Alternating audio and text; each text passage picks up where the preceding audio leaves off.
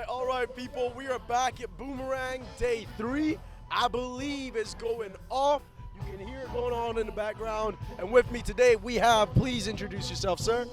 My name is Melchior Sultana. I'm a producer and DJ, musician, playing multiple instruments. So that's it. And if I am not incorrect, you are a local artist, Melchior. That's right. Sultana, it would give it away a little That's bit, right. but. That's right. And being Maltese, how long have you been making music or producing here in Malta?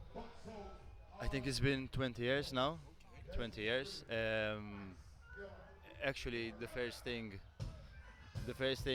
I was, I think, with other two, the first one that started a proper record label, where we had a proper distribution. It's basically, you said Malta. When you find yourself making music on an island. Exactly. You know, You're always going to be part of that foundation. That's right, and also Like part of the first coming out there. that's right, and you always have to find ways, because back when I started, you was sending out demos on CDs. You maybe get a reply 2 weeks after by an email just saying thank you for your demo, and that's it.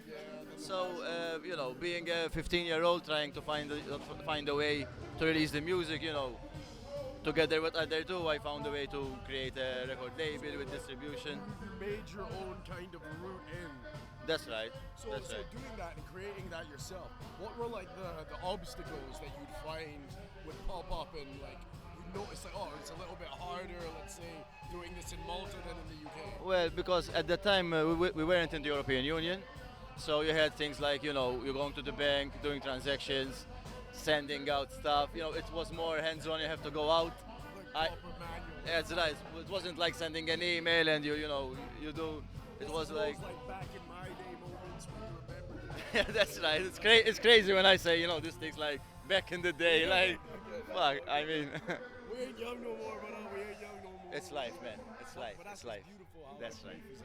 That's right. All right. So compared to back in the day, what do you think like are the challenges you're facing in the modern day industry here in Malta with music?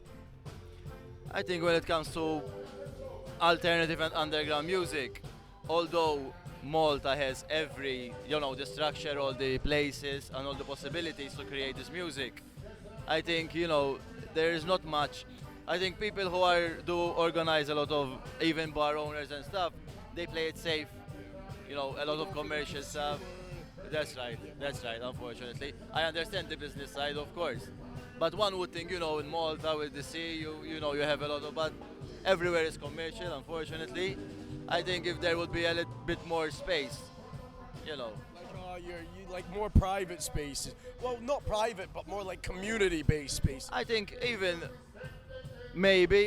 people taking a bit more chance on the alternative side, because if I didn't, follow music, I wouldn't know what's out there. I would just consume the regular stuff, and I wouldn't know there are a lot of artists here, You hearing that? You gotta explore, venture out a little bit, experience new things. Now, speaking on that note, like, where have you been? Where has your music taken you? I have performed in some of the best clubs around Europe, like Berghain, Panorama Bar, Rex Club, whereas Tresor in Berlin. These are like major clubs. I mean, if you consider that, I'm from Malta and you're reaching, it means that, perseverance and persistence is everything, It's just another one of those notes, like hard work paying off. For sure, it's playing the victim will only keep you as a loser. You have to say, I don't care if I'm from Malta or from anywhere else, I want to do it. This is what I love, this is my passion, and I have to keep pushing. That's the mindset that we need to build. Okay. That's right. Now, back to you, your production, your work. What are your genres that you're currently working on? What can we expect from you in the future as well? Well, so far I tried my best to mix the jazz and the house electronic stuff together. Right now I'm working on a lot more maybe club-based, like more harder edge stuff. It's been that I always wanted to do it like to be more experimental rather than musical, because I started out thinking more about music theory and learning the instruments and stuff. Now I want to get into more sound sculpting and all this stuff. So you've done one chapter and you're ready for that That's next. right. The next I get that. episode. That's right. Exactly. All right. Okay. So, what can we expect, like tour-wise? Where are you wanting to go next? Like, what do you have any targets or goals? Right now, my focus is to work on more music production. I have my own record label, working to growing that, and just what I love mainly is to make music and to capture that feeling, make other people feel it.